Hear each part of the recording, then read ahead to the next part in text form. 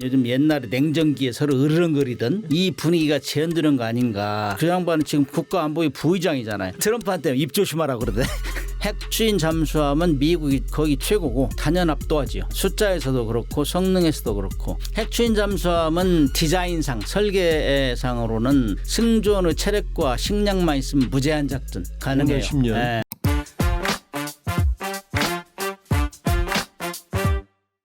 안녕하세요. 대동강TV 시청자 여러분. 조한범이고요. 대동강TV 오랜만에 제가 직접 얼굴을 뵙습니다. 저간에 조금 사정이 좀 있었고요. 좀 더 본격적으로 대동강TV 운영하도록 하겠습니다. 많은 성원 부탁드리고요. 오늘 또 제가 좋아하고 사랑하는 선배님 문근식 전 209 장보고 잠수함장님 현재 한양대 특임교수로 계시고 예비역 대령이십니다. 안녕하세요. 네, 반갑습니다. 예, 아주 뭐 사석에서 편하게 지내다가 공식적으로 뵈려니까 약간 좀 어색하네요. 러시아 이제 러우 전쟁 휴전 협상이 이제 어느 정도 물살을 좀 타고 있어요. 성과 여부는 모르게.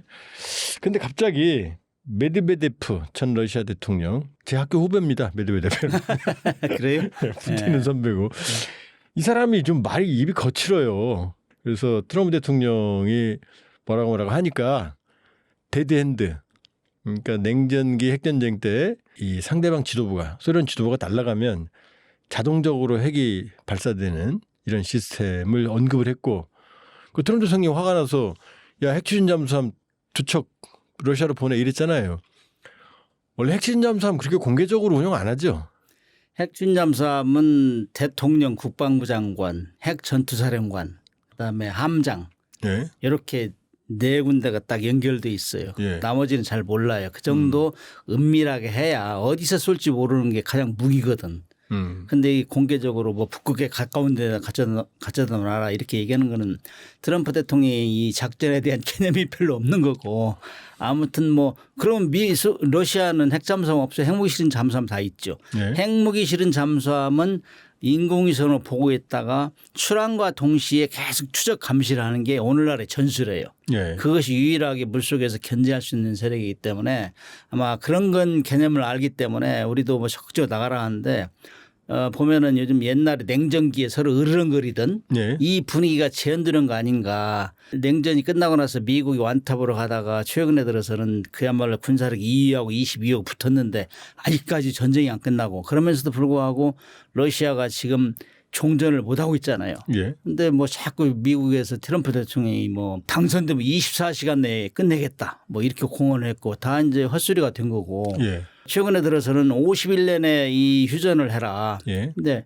그거 한참 좀 있다가 또 10일로 당겨라. 그러니까 러시아에서 자존심이 팍 상할 거 아니에요. 그렇죠. 자기들도 핵무기는 제일 많이 가지고 있고 핵잠수함도 막강한 세력 가지고 있는데 그러니까 야 냉전 시에 우리 으리렁거리는 모습 다시 갈 거야? 미국 전쟁을 할 거야? 이렇게 엄포 떠트리니까 트럼프도 맞대응한 거죠. 그러고 보니까 그러다 말장난이 또 어깨싸움도 있고 어깨싸움이 전쟁이 되는데 이런 분위기가 계속하면 안 되죠. 핵추진 잠수함이 그렇게 무섭습니까? 실제로? 이제 보이지 않는 비수. 우리가 뭐 상대하고 싸울 때 예. 칼이 어디가 있는지 모를 때 제일 두렵잖아요. 예. 그것이 이제 핵잠수함의 장점이고 그렇기 때문에 언제 어디서 쏠지 지금 우주 공간 우리가 거의 정복한다고 얘기를 하잖아요. 예. 화성까지. 예. 근데 물 속에는 사람 10길 사람 속은 몰라도 한 길 물 속은 모른다 하잖아요. 음파로 이제 이 통제하고 지휘하기 때문에 일단 물 속에 들어가면 찾아내는 게 어렵고 숨은 은닉처가 되기 때문에 상대에게 비수가 되는 거죠. 그래서 이제 현존하는 무기체계 중 핵추진 잠수함, 핵무기를 신 핵추진 잠수함의 가장 위협적인 거는 어디에 있는지 모르기 때문에 그리고 최후의 보복수단인 확실한 보복수단이기 때문에 그런데 그래서 뭐 각국에서는 핵무기를 만들어 가지고 물속에 집어넣는 거. 잠수함을 가지고 있는 나라의 최종 엔드스테이트는 핵무기를 보내서 잠수함 물속에 집어넣는 거예요. 그렇게 하면 뭐 그야말로 세계 5대 6대 간격이 들었다. 북한도 그거 따라가려고 하는 게 요즘 양상이죠. 냉전 때 이런 농담이 있었잖아요. 세상에서 제일 무서운 사람이 미국과 소련의 최고 지도자. 소련 서기장, 미국 대통령. 두 번째 무서운 사람이 핵잠수함 함장이라고 그랬거든요. 그게 영화에 나오는 얘기죠. 영화에 나오는 얘기고 세 명이 최고 파워풀한 사람이 있다. 네. 그중에 미국 대통령, 러시아 대통령, 그래서 잠수함장 이렇게 얘기했죠. 그만큼 잠수함장인 책을 실은 잠수함장을 얘기하는 거예요. 그래서 세계를 움직인다는 얘기죠. 물속에 들어가면 못 찾습니까? 어느 정도 위치를 알아야 돼요. 그리고 거기서부터 이제 음파로 찾아내기 시작하는데 사실 바닷속에 가면은 뭐 모래 아래 바늘찾기죠. 전혀 모르는 상태에서는 몰라요. 지금 뭐 대잠전하면 잠수함을 잡아낸다 하면 항공기를 제일 두려워하고 그다음에 수상 전투함 이렇게 하는데 항공기나 수상 전투함도 대강의 정보를 알아야 돼요. 예를 들어 어선에서 신고를 했어. 네. 스노클하는 잠수함 마스터를 봤어요. 네. 그러면 그걸 보고 그 근방에서부터 찾기 시작하는 거예요. 아. 그다음에 항공기도 마찬가지예요. 예. 그쪽 좀 가봐. 응? 저 독도에서 한 동쪽에서 50km 정도에서 잠수함 같은 게 나타났어. 이렇게 누가 알려줘야 돼요. 예. 그런 거기서부터 이제 탐색이 시작되는 확대해가면서 그렇지 않고 뭐 예를 들어 북한의 잠수함이 출항했다더라. 그러면 그 어디로 갈 것을 예측해서 가서 지키는 것이지 반드시 그리 안 가면 못 찾는 거예요. 그리고 일단 물속에 들어가면 안 잡히니까. 그러면 미국이나 러시아나 핵추진 잠수함은 항구에서 나오는 것까지는 보겠지만 들어가면 이제 끝이네요. 그다음부터. 그렇죠. 이제 그 패턴을 알죠. 이제 어느 정도 구역에서 어느 정도 패출을 할 것이다. 초기를 할 것이다. 예상을 하고 그 지점에 가서 기다리는 거죠. 이 냉전 시에는 그래서 미국 잠수함하고 러시아 잠수함하고 또 때로는 이제 영국 잠수함이나 프랑스 잠수함 교대로 나갔어요. 그래서 러시아 핵무기 실은 잠수함이 나가면은 딱 인공위성 보고 있다 추적 시작하는 거예요. 그래 계속 따라다니고 뭐 47일까지 추적하면서. 아 일단은 어딘지 처음부터 따라갈 때 얘기죠. 그렇죠. 따라갈 때. 그런데 모를 때는 답답한 거죠. 그러나 대강에 어디서 돈다는 걸 이제 데이터 분석하면 나오죠. 그래서 금방 예상 구에 가서 찾아서 하고 그러는데 그렇게 하면서 이제 냉전이 끝나거나 미국하고 이제 러시아하고 계속 숨바꼭질하는 그런 경험을 한 지휘관들, 잠수함 함장들, 뭐 잠수함 탄 사람들을 인터뷰한 게 더 브라인드 맨스 브러프 장님들의 음모라는 책이 뉴욕 타임즈에 연재되는 폭발적인 인기를 얻은 것이 장님들의 음모. 장님들의 음모. 네. 그래가지고 이제는 말할 수 있다. 그래가지고 다 경험하고 얘기한 거예요. 잠수함을 따라가다가 러시아 잠수함 그 과거에는 소련 잠수함 따라가다 부딪힌 거 뭐 부딪혀도 얘기를 못하는 거예요. 그다음에 영해 뭐 소련 영해에 가서 3km 이내 들어가가지고 해저 케이블 도청하고 한 거 다 있어요. 그다음에 러시아에서 미사일 쏘면은 떨어지는 데 가서 미국에서 수중에서 잠수함과 파편을 분석하는 거예요. 어떤 미사일인지. 아 그걸 수고했어요. 그렇죠. 그런 작전 엄청나게 많아요. 그런 것들을 다 한 게 더 브라인드 맨스 브로프인데 그만큼 미국과 러시아 간에는 계속 신경전을 거듭해 왔는데 냉전이 끝나고 나서는 러시아가 몰락 단계에 가고 경제적으로 미국은 완탑이 되냐 그렇지 않았는데 요즘 러시아 우크라이나 전쟁하면서 러시아가 또 화가 난 거겠죠. 네. 자주 우습게 보니까 네. 응? 뭐 러시아 통이니까 잘 아시겠지만은 그 양반은 지금 국가안보위 부의장이잖아요. 대통령도 했잖아요. 대통령도. 예. 그 후배가 이제 성질이 나서 그런 거거든요. 트럼프한테 입 조심하라고 그러대. 잠수함은 소리로 잡죠. 그렇죠. 이 레이더가 못 들어가니까. 그래서 그 소리의 특성을 음문이라고 그러죠. 음문. 그러면 제가 언뜻 들은 얘기가 그 음문이 아주 기밀이라면서요. 전화를 딱 하면은 조 박사님 목소리 듣고 알잖아요. 예. 그죠? 잠수함도 그런 고유의 패턴이 있어요. 모든 장비가 다 어우러져서 나오는 소리가 있어요. 예. 어떤 특정한 장비가 들었으면 그 특정한 장비에 나는 소리까지 그거를 음문이라고 하는데 그거는 실질적으로 평상시에 따라다니면서 다 녹음을 해야 돼요. 그리고 그걸 데이터베이스화 해야 돼요. 예. 그렇지 않으면은 알 수가 없죠. 저기 뭐 러시아의 타이푼급이 출항했어. 그럼 저울줄 따라다니면서 엔진에서 나온 소리, 전체적으로 나오는 소리, 스크류 나온 소리, 스크류 몇 개냐, 날개가 몇 개 이런 거 다 분석해 놓는 거예요. 그래서 평상시에 잠수함 임무는 그야말로 음탐은 음탐, 도적질하는 그런 거라고. 음탕한 도적질하는 거예요. 그거를 평상시에 잘해놓으면 전쟁에서 이길 수 있단 말이죠. 그래서 그런 음파 탐지하고 때로는 가서 사진도 찍고 이런 걸 해요. 그렇게 해야 음문을 딱 보면은 잠수함은 눈으로 보지 않고 귀로 듣고 작전하는 거거든. 근데 다 녹음하는 거하고 내가 듣는 녹음하고 일치하면은 저기 고래 소리야 아니면 저 뭐 상선소리야, 핵잠수함 소리야 이런 분석을 그렇게 해가지고 하기 때문에 그런 작전이 계속 지속되고 있어요. 지금 이 시간에도 그 하고 있을 거예요. 아마 추적 감시하고 있을 거예요. 근데 그 음문을 동맹끼리도 서로 교환을 안 한다면서요. 그 고급 비밀이죠. 그건 뭐 열심히 해가지고 가서 죽음을 무릅쓰고 네. 적지에 가서 습득했는데 그걸 공짜 주겠어요?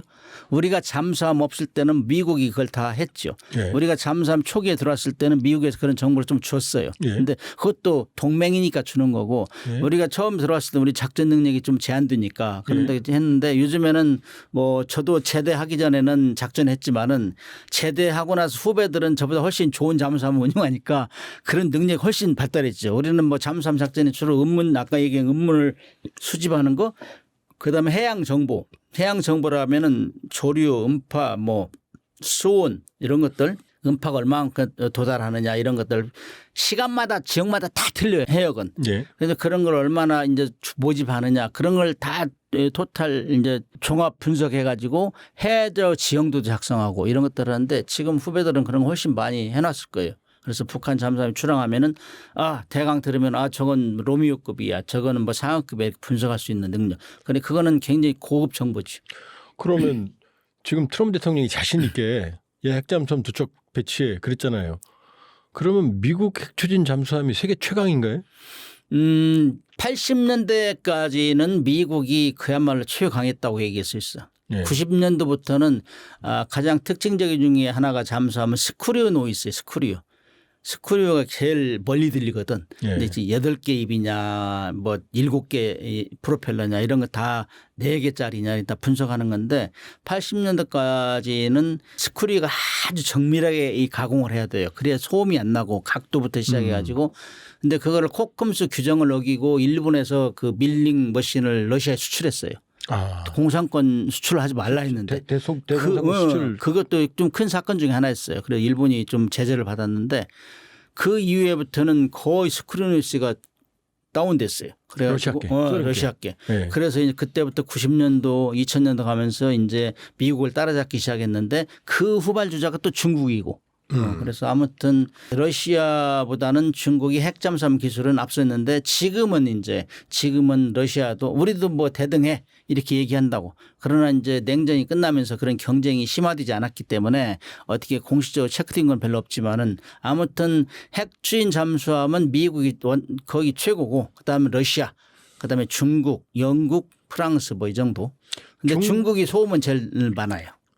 그래서 뭐 중국은 뭐 물속의 경운기다 이런 얘기도 하고 그랬잖아요. 그런데 중국도 많이 좋아졌어요. 중국도 80년대 후반 90년대 거치면서 러시아를 많이 벤치마킹해서 갔기 때문에 그리고 미국에서 많이 조롱을 했잖아요. 일본 잠수함 따라다니 걸리고 그래가지고 뭐 강제 부상을 해가지고 창피해가지고 공산주의는 뭐 하라 하면 다 하는 거기 때문에 그래서 지금은 많이 좋아졌는데도 불구하고 그렇게 꼬리표가 달고 다니죠. 뭐 또 중국 잠수함 시끄럽다 뭐 이런 얘기를 많이 하죠. 그 러시아 핵추진 잠수함 보니까 안에 수영장도 있고 그 타이푼급 26,500톤짜리인데 그거는 뭐 공산권에서 미국을 따라가면서 성능에서는 좀 부족해도 내가 이 정도 크기가 있어요. 뭐 미국하고 러시아하고 경쟁할 때 그 전략 미사일 거리 가지고 경쟁했잖아요. 누가 멀리 날아가느냐. 그다음에 누가 큰 거냐. 누가 유력이 큰 거냐 그런데 뭐 차르 본바 이런 거 폭탄도 엄청난 유력이 있잖아요. 그런 것들. 그래서 러시아는 그렇게 크기로 그다음에 종류가 많아요. 러시아는 또 미국에 비해서 그런 걸로 우리는 다양하게 할 수 있다는 걸 보여주는 거죠. 그런데 이제 사실 크면 클수록 타겟 스트렝스라 표적 강도가 커져요.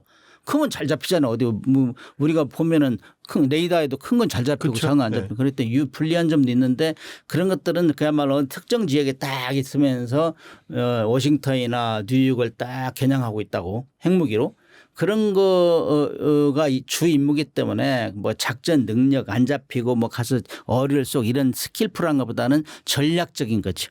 그래서 그 큰데 거기는 수영장도 있고 뭐 원래 북극 사람들은 사우나 좋아하잖아요. 그렇죠. 그런 문화를 즐기기 위해서 그런 것 같아요. 그러면 잠수함이 계속 이동을 합니까? 아니면 한 자리에서 그대로 숨을 수도 있습니까? 핵무기를 실은 잠수함은 특정 위치에서 거의 제일 지루하다고요. 핵무기를 실은 잠수함을 타는 승조한 제일 지루해요. 나머지는 뭐 핵무기를 실시하는 잠수함은 핵추진 잠수함은 기동하잖아요. 이리 갔다 저리 갔다 뭐 위협 환경에 갔다가 뭐 부상도 하고 뭐 이러는데 핵무기를 신 잠수함 부모라 하는데 거기다 핵무기 싣고 특정 지역이 있는 거예요. 그냥 딱 어디에 겨냥하고 제일 지루하다고요. 그래서 많이 틀리죠 그것들은. 그럼 한번 물속에 들어가면 핵추진 잠수함은 안 올라와도 되잖아요. 핵추진 잠수함은 디자인상 설계상으로는 승조원의 체력과 식량만 있으면 무제한 작전 가능해요. 5년, 10년. 네. 뭐. 그런데 그러면 뭐 누가 타겠어요 잠수함? 미친 놈이지. 그런데 네. 통상적으로 미국의 잠수함은 3개월 핵추진 잠수함 3개월 작전 주기로 교대를 해요. 3개월 작전 주기로 하는데 일반 핵무기를 실시하는 잠수함은 항구 비지트 포트 비지트 하고 여러 가지 행사도 하고 그러는데 핵 무기를 실은 잠수함은 특정 지역에 딱 대기하고 있기 때문에 너무너무 지루하죠. 그래서 우리가 뭐 핵무기 핵 잠수함을 갖는 것도 좋지. 작전 전술적인 면에서 그러나 인간적인 면에서는 그 뭐 앞으로 나와도 나 지루해서 못 타. 이건 뭐 지루해. 짜증나. 내 이 인간적 워라밸을 최고로 한다면 안 탄다고 할 수 있죠. 그 창문도 없고 그러면 폐쇄 공포증, 밀실 공포증 이런 사람은 못 하겠네요. 그렇죠. 이제 그거를 이제 자기가 제일 잘 아는 거고 답답할 때는 답답한 사람은 못 견디는 거죠. 그러나 이제 신체 검사하고 승조원 모집할 때는 그걸 다 물어보고 그다음에 이제 배 안에서는 우리 항공기 들어가면은 일기압 맞춰주잖아요. 항공기. 잠수함이 마찬가지예요. 일기압 맞춰주고 산소를 많이 소비하면 가지고 있던 산소를 작은 잠수함 풀어주고 큰 잠수함은 옥시전 제너레이터가 있어요. 산소 발생기가. 그렇게 다 공기 청정도 시켜주고 그래요. 그러면 지금 다시 돌아가서 러시아하고 미국하고 핵 추진 잠수함, 핵 잠수함의 전력 비교는 어떻게 됩니까? 미국이 단연 압도하지요. 압도적이에요. 숫자에서도 그렇고 성능에서도 그렇고. 그러나 이제 핵무기라는 거는 한 발만 성공해도 완전히 이 기선이 제압되는 거기 때문에 핵무기의 위력을 보면은 뭐 대등하다 이렇게 볼 수 있는데 SLBM. 그러나 일반 핵추진 잠수함 수가 또 미국이 훨씬 많아요. 러시아는 핵추진 잠수함도 있고 그다음에 일반 디젤 잠수함도 있어요. 디젤 잠수함은 주로 연안방하고 그다음에 수출용으로 이렇게 만드는데 미국은 킬로급이라고 그러죠. 네, 킬로급하고 뭐 리마급 이런 것들이 있는데 수출도 하고 수출 목적으로 이제 주로 만드는데 미국은 오로지 핵추진 잠수함을 가지고 있죠. 재래식 잠수함은 없나요? 미국은 2차 대전까지 이 세계 1, 2차 대전에 맹활약한 게 디젤 잠수함이거든. 네. 2차 대전 때 이 2차 대전 말경에 2차 대전 때 죽은 승조원 잠수함 승조원이 한 5만 명 정도 돼요. 대서양 태평양에서. 어마어마하네요. 네, 그 승조원들이 그때는 2차 대전 말까지는 이 배터리 용량이 안 좋아서 물속에 한 2시간 정도 있으면 가서 올라 충전하고 그래요. 그러다 걸려가지고 격침된 배가 많아요. 잠수함이. 그래서 그 승조원들이 이제는 안 올라가는 잠수함 좀 만들어야 나 싸움 잘하는데 왜 올라가면 항공기가 와서 공격하고 죽는다. 시체 올라가면 시체죠. 네, 그래가지고 그때부터 뭐 지금 그런 올라오지 않고 싸울 수 있는 잠수함 수중에서 고속을 낼 수 있는 잠수함. 그래 독일하고 일본하고 엄청 경쟁을 했어요. 그래 만들다가 막 화재도 나고 막 그랬단 말이죠. 그런데 만들기도 전에 완성하기도 전에 전쟁이 끝나버렸어요. 근데 그 1954년 전쟁 끝나고 미국에서 핵추진 잠수함 만들었는데 만들어 놓고 보니까 이야 비교가 안 되거든. 그래서 이제 원자력 추진 잠수함 또는 핵 추진 잠수함 똑같은 얘기인데 그 잠수함은 리얼 서브마린. 나머지는 그냥 서브머시블 그냥 위에 올라갔다 내려왔다는 잠수함 이렇게 구분이 되는 거예요. 그래서 너무 차이가 나고 그 당시 제일 극명하게 차이 난 것이 이제 핵 추진 잠수함 같은 경우는 북극을 통과한 게 북극을. 그럼 북극 노스폴 제로에 가서 딱 올라가 가지고 깨고 가서 미국 대통령한테 전부치고 그랬어요. 성공했다. 뭐 이런 것들은 대단한 기록이죠. 그래서 너무너무 이 차이가 많이 난다. 그래서 이거 디젤 잠수함은 이거 없어도 되겠네. 그런데 가장 그것이 또 증명이 된 게 1982년 포클랜드 해전. 이때 뭐 아르헨티나 갈티에리 정권이 내부 불안을 외치로 다스리고자 이제 막 무작정 그 탄핵되게 생겼으니까 포클랜드 점령해버렸잖아요. 대처가 완전히 뿔나가지고 이거 가만히 안 놔두겠어 했는데 미국도 안 도와주고 뭐 여러분 같은 우방이니까.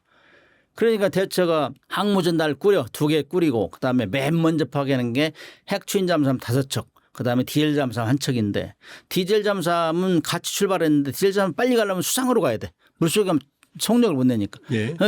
원자력 잠수함이 가서 먼저 아리엔타나 그 순양함을 격침시켜 버렸어요. 그 이름이 벨그라노였어요. 네, 벨그라노를 격침시키니까 그냥 아리엔타 함정들을 쫄아가지고 나가지를 못하는 거죠. 거의 800명이 몰살당했어요. 네, 그러니까 거의 항구에 묶어놔 버렸잖아요. 예. 그리고 나서 뭐 전쟁을 이제 공세적으로 할 수 있었죠. 핵잠수함에 가서 다 정보 알려주고 여기 이쪽으로 가라 저기 뭐가 다 알려주고 그러니까 뭐 거의 원사이드하게 퍼펙트하게 승리를 한 거죠. 그 위에 이제 대처수상이 분석하는 과정에서 디젤 잠수함하고 원자력 잠수함 갔는데 뭐 디젤 잠수함 뭐 했지? 그러니까 가지도 못했어요. 아니 다 상황 끝나니까 그 투덜거리고 왔다고. 그래서 이제 디젤 잠수함 없애버렸다고. 그 영국이 그러니까 프랑스도 따라가지고 프랑스도 96년인가 거의 없앴고 그래서 영국에 가지고 있던 어폴더급도 캐나다에 이제 팔고 중고로. 그래가지고 영국, 미국, 프랑스는 지금 디젤 잠수함 하나도 없어요. 2차 대전 때 그렇게 해전의 영웅으로 떠오른 디젤 잠수함이지만은 지금에 와서의 핵추진 잠수함은 비교가 안 될 정도다. 좀 비싸고 뭐 기술적으로 난이도가 높고 그다음에 이제 원자로에는 우라늄이 들어가기 때문에 정치적인 무기란 말이죠. 그럼에도 불구하고 그 세 나라는 핵추진 잠수함을 가지고 있다. 그만큼 전략적으로 전술적 효과가 있기 때문에 그렇다. 그렇게 얘기할 수 있죠. 제가 조금 그 부분은 아는데요. 그때 벨그라노라는 순양함이었던 것 같고 아르헨티나 항공모함이 있었거든요. 근데 그때 영국의 콩코러라고 하는 핵추진 잠수함이 제가 알기로는 타이거피쉬라는 어뢰를 썼을 거예요. 이걸로 침몰을 시키니까 이 항공모함이 못 나와요. 무서워서. 그래서 아무런 역할을 못 했거든요. 그게 이제 항공모함이 아니고 그 항공모함은 싸우지도 못했어요. 나가지도 못했어요. 한국에서 나가지도 못했죠. 그리고 아르헨티나는 생각할 수가 없는 게 잠수함도 4척 있었어요. 근데 나머지 쓸 수가 없어. 정비도 안 해놓고 그렇게 해놓고 전쟁을 일으켰다는 건 무모한 거죠. 그래서 그때 당시에 이제 콩코로 하면서도 2가지 어류를 같이 가지고 다녔어요. 2차 때 쓰던 마크 8하고 그다음에 스피어피쉬라는 어류가 있었는데 스피어피쉬는 최신형이 약간 전자식으로 이렇게 그 디지털로 우리 요즘 말로 하면 디지털 그 선유도 어류고 그런데 그거는 증명이 안 됐잖아. 풀어본 되지 않은 뭐. 근데 2차 때까지 마크 8 어류는 엄청나게 수만 발을 쐈단 말이에요. 신뢰가 있는 거고. 그거를 쓴 거예요. 그거를. 그래가지고 뭐 격침시켜버린 거죠. 그냥 함장이 판단이 대단히 잘했다는 얘기죠. 그러니까 최신형이 아니고 그러니까 구형을 쓴 거예요. 구형을 썼구만요. 그러니까 프로본 된 거. 그러니까 요즘 무기 체계도 프로본 된 걸 왜 많이 찾느냐. 지금 뭐 우리 무기 수출 많이 하잖아요. 예. 한국에서 잘 프로본이 돼야 돼. 그렇게 해야 시험 평가하고 만족해야 외국에 사는 거거든. 우리 문 선배님, 문 함장님, 문 교수님께서는 핵추진 잠수함 신봉론자시죠. 확보해야 된다 우리가. 반드시 확보해야 된다. 2003년도에 노무현 정부 때 핵추진 잠수함 사업 단장을 했었죠. 1년간. 아 실제로요? 네. 하다가 이제 그게 언론에 노출되면서 그때 당 공교롭게도 2002년도에 우리가 우라늄 농축 0.2g을 시험했었어요. 시험적으로. 레이저로 농축했었죠. 예. 농축하다가 그게 이제 소문이 나가지고 IAEA에서 뭐 사찰한다 하니까 자진 보고를 했죠. 그렇게 유야무야 됐는데 자라보고 놀란 것은 소뚜껑 보고 놀란다고 그때 당시 우리 수뇌부에서 야 이거 큰일 났네. 우리 뭐 이거 잘못하면 우리도 군도 사찰받는 거 아니야? 접었는데 그런 건 이제 피상적인 이유고 사실상은 우리가 그때 당시에는 잠수함을 만들 수 있는 능력이 없었어요. 잠수함 독일에서 가져온 디젤 잠수함 가져온 10년밖에 안 됐어요. 그다음 원자로도 만들어 본 적이 없어요. 그렇기 때문에 사실 겁이 나더라고. 이거 어떻게 사업을 끌고 갈 것이냐. 그래서 막 스타디하고 여러 가지 하고 대안도 하고 그랬는데 실질적으로 해군에서는 그 당시에 이제 이지스 구축함을 갖는 게 제일 프라이어리 넘버원이었어요. 근데 이제 그 조영길 장관 당시에 장관이 야 그건 미래를 위해서는 북한이 이제 핵무기를 만들고 있는데 핵실험하고 있는데 거기에 대응을 하면 쓸만한 거 만들어야 될 거 아니야. 그 뭐 생각도 맞는 거죠. 그러나 그걸 갑자기 이제 하라고 하니까 전략적으로 전술적으로는 월등하지만 갑자기 하라니까 인프라가 있어야 될 거 아니에요. 잠수함도 한 번 안 만들어 봤어. 원자로도 만들 수 없어. 그럼 어떻게 하라는 얘기. 그거를 7년 만에 만들어. 7년 만에.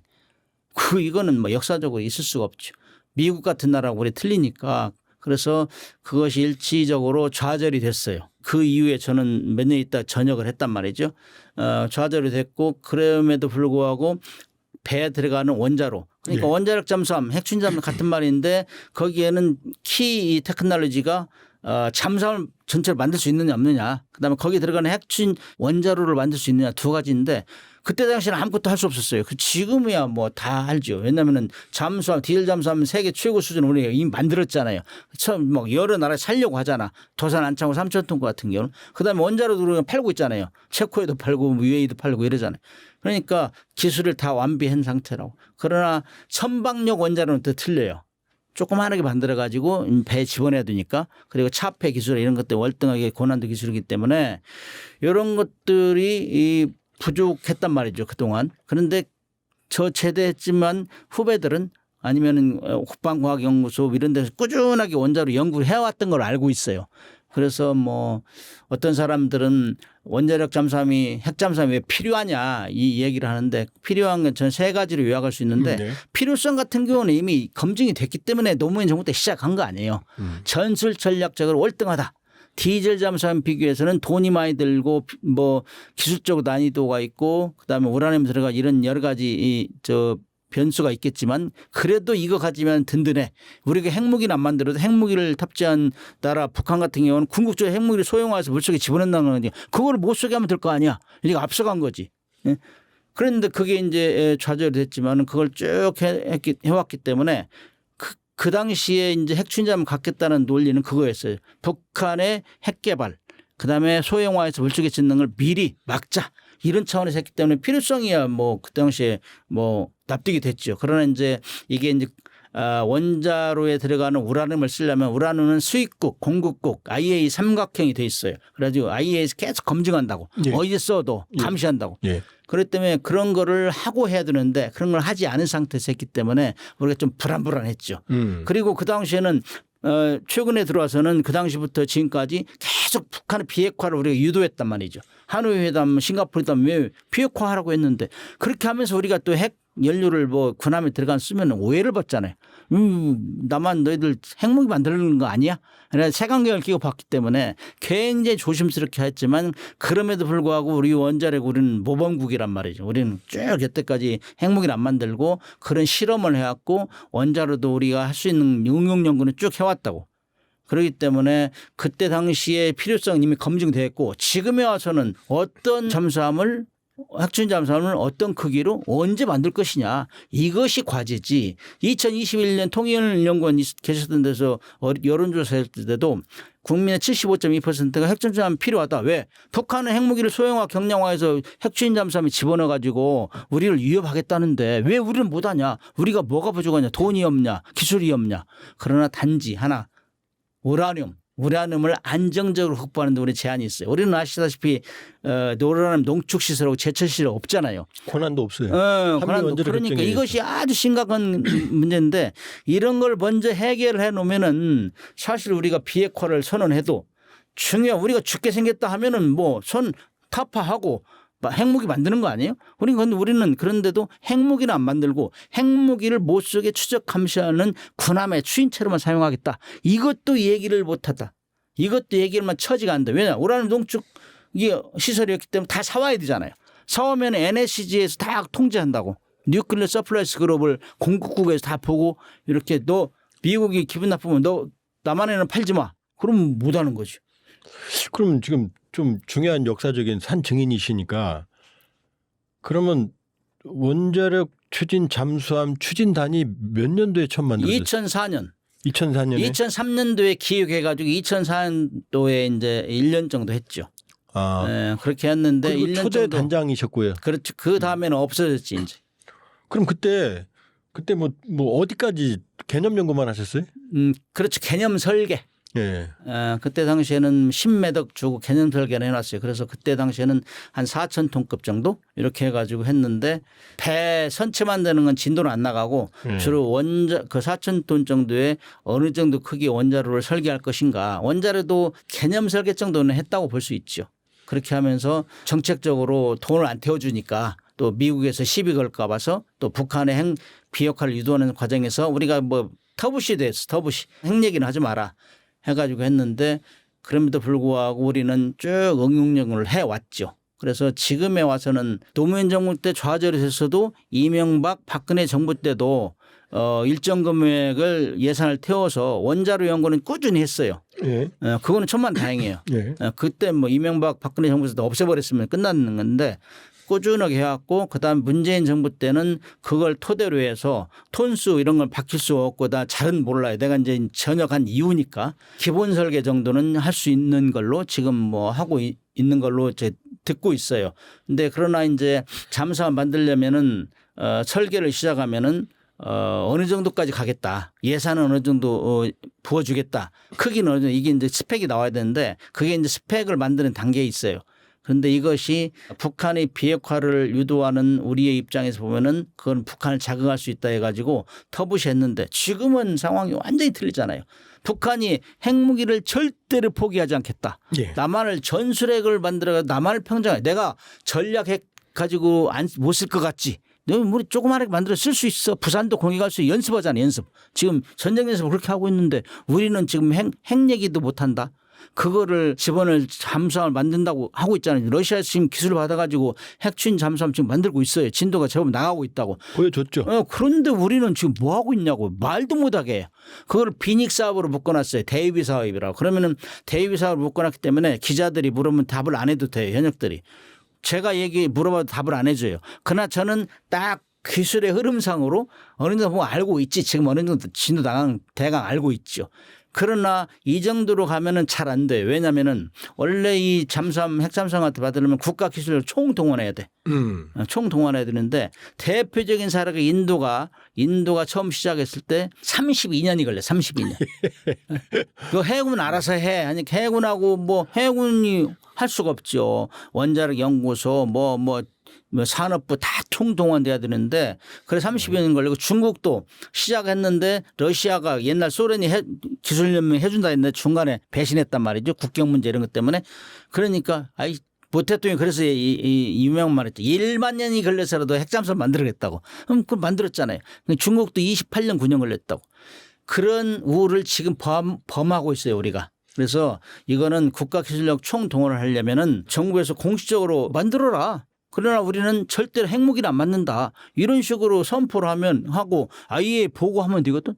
그런데 이미 트럼프 일기 때도 문재인 대통령이 협력을 요청한 적이 있어요. 저는 그렇게 알아들었어요. 그런데 미국에서 우리가 여태까지 기술 지원한 건 영국 한 번밖에 없다. 1958년도에 원자로만 지원해 줬지 그 이후에는 해준 적이 없다 했는데 불과 금방 21년대 들통났잖아요. 바이든 정부 때. 아쿠스. 오커스 해가지고 호주는 해줬잖아요. 호주는 해주고 우리는 뭐냐. 예. 항상 한미일이 대동단결해서 북중대를 막자.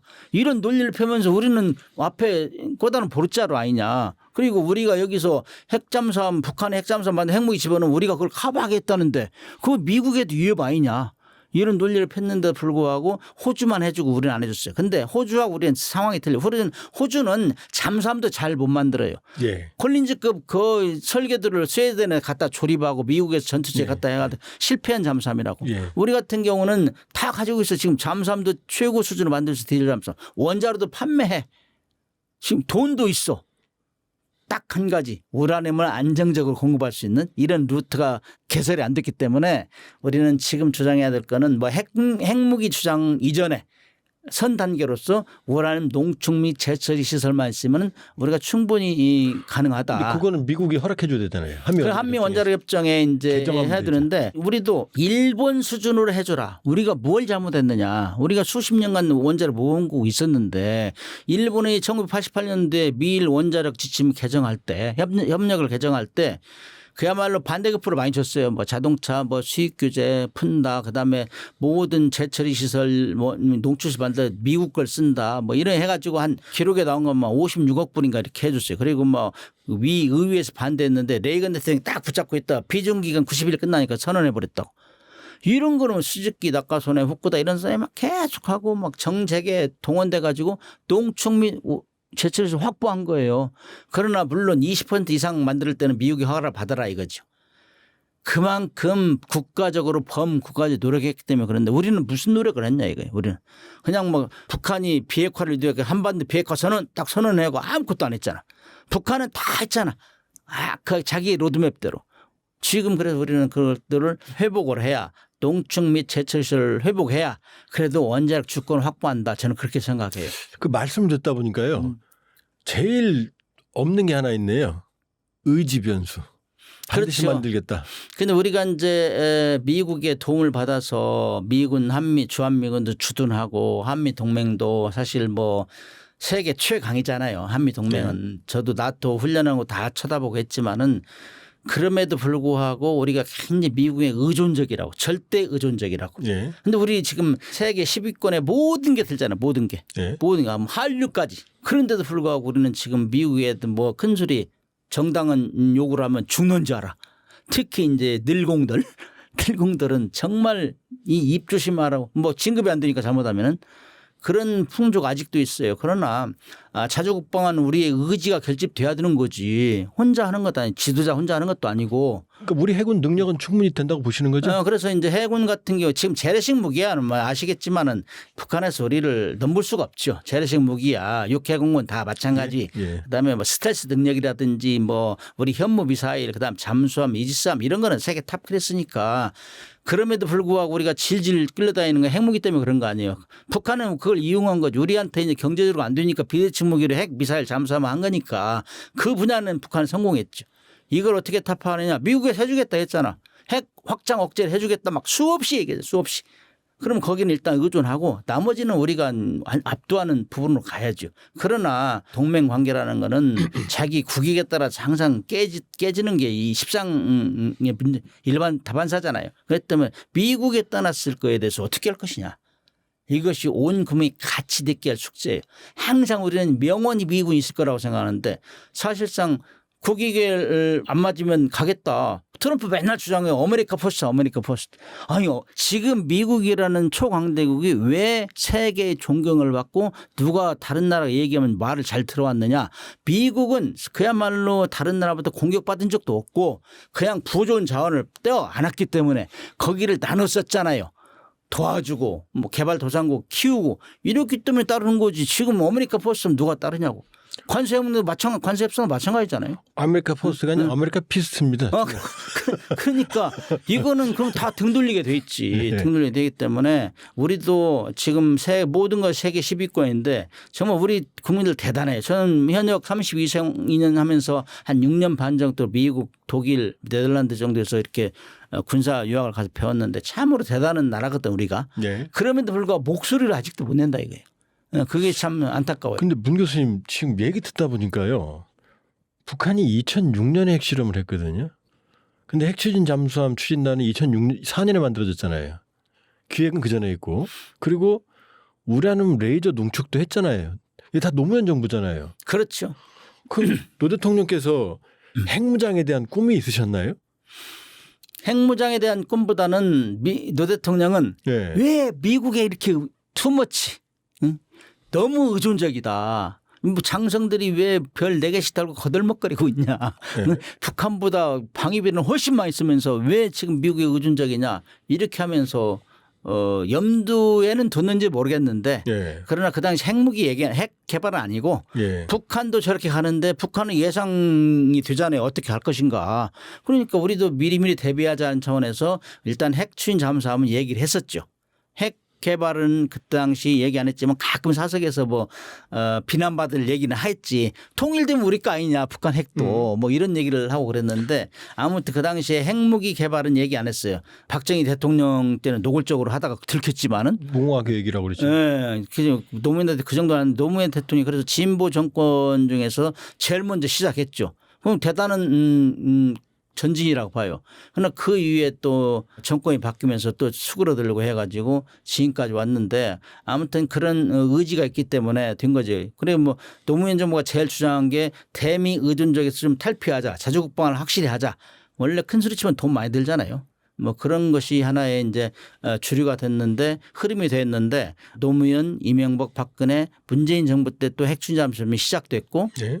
그다음에 지금 이재명 대통령도 지난번 대선 때는 이제 냈단 말이죠. 공약으로 냈죠. 공약으로 냈는데 네. 이번은 왜 안 넣냐? 네. 이번은 이미 뭐 필요성을 강조할 필요가 없거든. 이미 진도가 많이 나가 있고 어떤 잠수함을 언제 만들 것이냐 이런 구체적인 얘기를 해야지 괜히 떠들 필요가 없거든. 그리고 뭐 우리가 필요한 기술은 미국에 필요한 기술은 받을 수 있는 것이고 없어도 우리가 독자적으로 할 수 있는 문제거든. 그렇기 때문에 굳이 얘기를 안 했는데 다만 중요한 거는 국가 기술력을 총 결집할 수 있는 베이스를 만들어줘야 된다. 그게 정치권이 할 일이거든요. 예. 우리가 그렇다고 뭐 안 만드는 것도 아니고 북한은 가는데 왜 우리는 못해? 이런 차원에서는 그렇게 강조가 안 됐어요. 그러나 제가 볼 때는 이 정부가 이제 구체적으로 이제 시작되면은 마스가와 연계해서 우리도 주권 주고 받을 거 받자 이런 분위기가 이제 태동하지 않을까 그런 기대를 그럼 해봅니다. 좀 정리를 해보면 우리 잠수함이 이제 독일 하데베에서 209급 1200톤급 장보고급 배치원을 받아다가 9척 만들었죠. 그 함장 하셨고 그다음에 장보고 2가 1800톤급 214급 9척 만들었죠. 그다음 이 중형 잠수함, 그다음 이제 중잠수함 무거울 중자 3000톤급 안창호급이 배치원이 3척이죠. 배치원이 3척. 네, 그다음 배치 2가 2가 3척. 그래서 배치 3가 지금 배치 1까지 진수됐죠? 3척. 그렇죠. 그 배치 2가 지금 만들어지고 중인데 그러면 이 21척 체제잖아요. 그러면 배치 2까지 끝나고 배치 3 3,000톤급 중장수함의 배치 3가 핵추진 잠수함이 될 거다라는 전망이 있는데 그렇게 이제 조 박사님이 그 정도 안다면은 맞는 거예요. 근데 이제 공식 문서상으로 할 수 없었던 이유가 예. 아버지를 아버지라고 부를 수 없는 홍길동의 심정. 김정은도 어머니를 어머니라고 못 부릅니다. 그래서 이제 그런 것들이 일종의 이제 북한의 비핵화하고 연계돼 가지고 예. 우리가 북한을 비핵화를 강력하게 유도하고 있는데 자꾸 우리가 핵 얘기하면 안 된다. 예. 이런 분위기 때문에 그런데 대부분의 사람들이 그렇게 생각하죠. 그래서 뭐 3,000톤급을 3,000톤, 4,000톤짜리 디젤 잠수함을 여러 척 만든다는 그건 좀 낭비적이에요. 왜냐하면은 기능이 비슷하거든. 어떻게 보면은 214 1,800톤짜리하고 3,000톤이 크게 차이 나는 거 없어. 수직 발사관에 차이 나는데 네. 우리가 뭐 핵무기를 만들어서 수직 발사관에 쓸 것도 아닌데 큰 차이가 없어요. 그런데 큰 걸로 만들면 오히려 손해가 난다 이런 시각도 있다면 경제적으로. 그래서 이제 한 6척 원래 3척 정도 만들고 핵잠수함을 하는 게 맞는 거라고 생각해요. 그러나 이제 그렇게 되면 핵잠수함을 가기 전에 공백이 있잖아요. 공백이. 예. 의사결정이 잘 안 되니까. 예. 그렇기 때문에 한 3척 더 만들고 이런 어떤 큰 시각에서 잠수함 건조 시설도 가동하면서 기술력도 유지하고 멀티퍼포스죠. 그러니까 종합적으로. 조 박사님이 그렇게 얘기하는 거는 어디 기밀을 보고 왔는지를 모르겠는데 아무튼 그 정도 하려면 그렇게 가르라 생각해요. 그래서 그러면 이제 마지막으로 단답형으로 지금부터 시작하면 핵추진 잠수함 한국형 몇 년 걸려요? 지금부터 이미 시작됐다고 봐요. 그런데 질문 가정이니까 네. 지금부터 시작하면 원래 한 잠수함만 새로운 모델을 만들려면은 한 10년에서 12년 걸려요. 그런데 예. 우리는 이미 개념 설계부터 오래전부터 해왔기 했으니까. 때문에 그걸 감안했으니까. 얼마만큼 돈을 많이 부어주느냐 예. 거기는 인력과 시설이 투입된다는 얘기거든. 예. 그렇기 때문에 그거는 뭐 지금부터 본격적으로 하면 30년에서 35년 사이 나올 거로 예상을 해요. 그러면 5년에서 10년이면 예. 그 톤수는 어느 정도급? 톤수는 뭐 수직 발사관 그 지금 3,000톤급의 수직 발사관 배치 2는 10개 실어요. 예, 10개 실는다고 10개 그랬죠. 실는데 배치원은 6개. 예, 그것도 이제 크기를 더 키워야죠. 예. 그래서 이제 한 6,000톤, 7,000톤 되지 않을까? 그 정도가 적합하다. 예, 그 정도가 적합하다 보고 6,000톤, 7,000톤 되면 로스앤젤레스급하고 뭐 유사하죠. LA 공격 그다음에 잠수함이에요. LA급. 프랑스의 바라쿠다보다는 조금 크고. 그죠.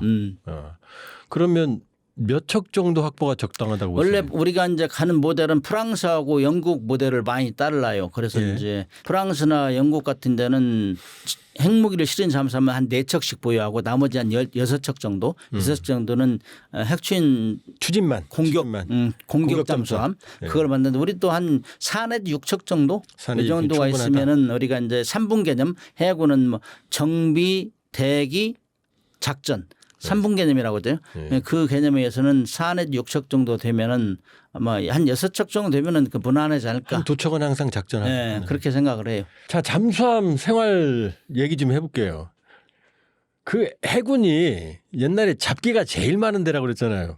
바둑 두고 뭐 화투도 치고 뭐 체스도 하고 마작도 하고. 제가 호기심에 어릴 때 제일 타보고 싶은 게 잠수함이었어요. 잠수함 타고 물속에 들어가면 야 물속에서 뭐 물고기도 보고 어릴 때요. 줄 벨은 그 소설 보고 그런 거 아니에요? 줄 벨은 소설을 보고요. 해저 이말리. 네. 근데 장보고급을 막상 제가 멀리서 보니까 요만하더만요. 거기 사람이 어떻게 들어가요?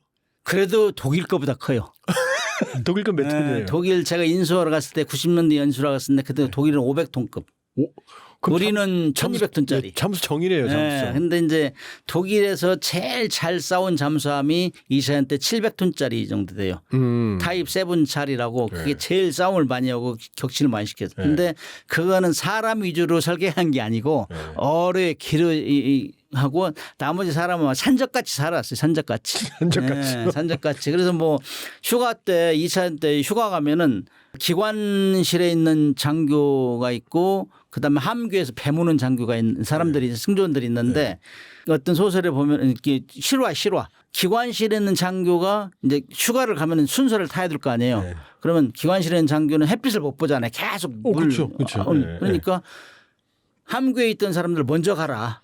나는 육자에 도착해서 햇빛 좀 쪼이고 가겠다. 아 적응한다. 얼굴이 막 시커멓고 막 그냥. 함교에 있는 사람은 괜찮은데 일반적으로 공기도 쏘고 그러는데 기관실에 있는 사람 햇빛을 못 보니까 누런할 거 아니에요. 그러니까 엄마가 보면은 부모님 보면 아픈 줄 알으니까 부두에 도착해서 운동도 좀 하고 그다음에 바람도 좀 쐬고 가겠다. 사람 만들어서.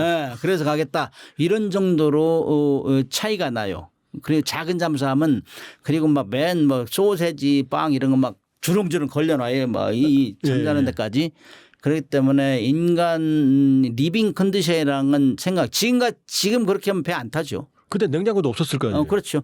그래서 막 그 엄청나게 힘들었는데 그럼에도 불구하고 2차전 때 독일의 승조는 더 버런티어 자원자. 10중 8구는 죽는데 2차전 때 39,000명 승조원 중에 32,000명이 죽었어요. 나가면. 독일 잠수함. 10중 8구는 죽었다고. 바다의 늑대작전이라고 82%니까. 그럼에도 불구하고 버런티에도 주셨다는 그냥 미친 짓이지 미친 짓. 국수주의. 국을. 근데 그런 잠수함이 700-800톤 정도 됐고 제가 이제 인수하러 이 90년 갔을 때 500톤짜리였어요. 우리는 1200톤짜리인데 원래 베르사유 조약에 너희들을 판매하는 건 괜찮은데 니네 가진 거 500톤만 만들어. 근데 독일이 이제 국력이 강성해지면서 2000년대 들어와서 독일에서도 1200톤, 1400째 가졌어요. 212급. 그 전에는 못했다고. 근데 209 그거 보면 우리는 호텔이지. 그럼에도 불구하고 제가 잠수함 몰고 와가지고 처음이니까. 아 독일에서 몰고 와야 됩니까? 처음에는 몰고 오지 못했어요. 왜냐하면은 그때 당시에는 이 잠수함은 취역을 하지 않으면 무기를 실을 수 없어요. 근데 오다가 그리고 피습당하면 꼬르륵 할 수 있잖아. 그때 당시엔 북한 관계 안 좋았고 그렇기 때문에 상선에 싣고 왔단 말이에요. 싣고 왔는데 처음에 들어왔으니까 많은 사람 관심이 있을 거 아니에요. 그런데 우리 집사람 가족 견학을 했는데 우리 집사람이 들어갔다 울었어요. 여기서 어떻게 사냐고. 야, 형수님이. 우리 집사람이 이런 데서 산단 말이에요. 그런데 그 당시에도 지금도 그렇지만 209 잠수 함장실은 혼자 자는데 함장실밖에 없어요. 그냥 딱 크게 관 크기거든. 관 크기보다 좀 크거든. 함장실도. 네, 함장실도. 그러니까 그거 뭐 울었다고. 그런데 사람은 적응하는 동물이에요. 참 이 사람이 잘 만들어졌어. 조물주가 잘 만들었어. 그래서 이 적응하게 돼 있어요. 그렇죠. 그 하나 화장실이요. 화장실 수세식이에요? 화장실 수세식이죠. 근데 해수로 물어내는데 저희가 아침에 일어나면 그런 배는 저 타는 배도 줄 서요. 화장실. 화장실 2개밖에 없었으니까. 화장실이 그래도 2개 있어요? 2개 있었는데 줄 쓴다고. 그리고 끝발선으로 간다고 그것도. 그다음에 209에 몇 명 타요? 40명. 40명이요? 네. 근데 이제 함장은 중령입니까? 소령입니까? 처음에는 대령했다가 중령했다가 지금 소령이 하죠. 왜냐하면 초창기에는 계급이 높은 사람이 타줘야 돼요. 왜냐하면 제일 중요한 거니까. 그래야 이제 사람들이 가려고 하지. 저리 가면 소령까지만 진급해 그러면 안 가지. 아무튼 그렇게 하면서 지금은 3,000톤짜리는 대령이고 2,800톤짜리는 중령이고 그다음에 1,200톤짜리는 소령 그렇게 이제 다운됐을 거예요. 그러면 또 중요한 게 밥 먹잖아요. 밥 먹으면은 그 조리할 거 아니에요. 그 냄새는 다 퍼질 거 아니에요. 함내에. 잠수하면서 연기 나는 건 못 해요. 다 전기 오븐으로 삶다시피 하는 거죠. 아 가스는 없고 불은 안 되고 예. 그냥 그 열선으로 이제 이렇게 해가지고 요리하는데 예. 그래서 잠수하면은 캔 음식이 많아요. 예. 오래 보관할 수 있는 오래 거. 보관하는 거. 뭐 야채 이런 것도 가지고 나가면은 2주 이내에 다 동난단 말이죠. 예. 이 209 잠수함 1200톤짜리는 물도 이제 청수를 받아 가지고 나가는데 한 2주 정도 지나면 다 먹는단 말이죠. 그러면 이제 그때부터는 삼투압 원리에서 해수를 삼투압 원리에서 소금 제거하고 이렇게 물을 먹는데 진짜 잠수함에서는 물이 맛있다는 걸 느껴요. 담수화 시설이 있어요? 그 조수기라고 있어요. 조수기. 조수기 삼투압 원리에서 소금 다 제거하고 이제 이 물을 먹는데 맛이 달라요? 일반 맛이 없어요. 그래서 잠수함을 타면은 물이 맛있다는 거, 공기가 맛있다는 걸 느껴요. 공기 맛있다는 거 모르죠. 모르죠. 우리는 뭐 한 며칠씩 물 밀에 있다가 올라온과 동시에 햇질을 열으면 냄새가 팍 오잖아요. 네. 우리 해운대나 뭐 이런 데 바닷가 가면서 비린내 네. 해수욕장 비린내를 못 느껴요. 네. 어시장 가야지. 네. 그러나 물 위에 올라와도 고기가 아무것도 안 보이는데 비린내가 나요. 아, 느껴요. 예. 며칠 있다가 네. 코가 느낀다고. 네. 그래서 이제 이 공기가 맛있다 하는 걸 느껴요. 물과 공기. 그래서 얼마나 우리가 육지에 사는 게 복인지 몰라요. 근데 옛날에 했잖아. 바다에 나가는 뱃놈이랬지 뱃놈. 네. 힘들다. 근데 수상항에 하는 것도 뱃놈인데 물속에 있는 사람은 뭐 어떤 사람이겠어요. 빨래는 어떻게 해요? 빨래는 209 잠수함 이런 얘기 자꾸 하면은 잠수함 승조원 모집이 안 돼. 그래서 내가 한동안 이런 얘기 안 했거든. 예. 근데 이제 잊어먹으니까 이제 이 후배들이 이 예. 방송 들으면 싫어할 거예요. 예. 제가 진짜 잘못하고 있다고. 예. 근데 지금 3,000톤급 잠수함 같은 경우는 굉장히 어려움이 없죠. 세탁기 뭐 이런 거 다 그냥 다 있으니까. 근데 그 이제 시간 봐서 접적 지역에 가면은 이제 조심해야 되고 우리 아군 지역에서는 뭐 세탁기 돌리고 운동기구도 있고 3,000톤 그런단 말이에요. 근데 이제 1,200톤짜리, 1,800톤짜리는 그런 거 못 해요. 근데 특히 1,200톤짜리 같은 경우는 옷 막 여러 가지 가지고 나가지. 네. 꾹에서 뭐 속옷 같은 게 제일 힘들어요. 그래서 어떤 때는 막 땀이 많이 나는 사람은 괴롭잖아요. 네. 좀 말렸다가 말린 거 다시 입고 뭐 이렇게 할 수밖에 없어요. 샤워도 자주 하기 어려울 거 아니에요, 작은 잠수함. 샤워 많이 하면 찍히죠. 이제. 찍혀요? 네, 그거 뭐 기관장은 물 통제를 해요. 조수기의 능력이 있기 때문에. 아, 그거는 이제 담수화 해수로는 샤워를 못 하니까 네. 어느 정도 공급을 해줘야 하루 할당량을. 예. 근데 거기서 이제 샤워 여러 번 하면 찍히지. 그다음에 운동도 열심히 못 해요. 운동하면 공기를 많이 잡아먹잖아.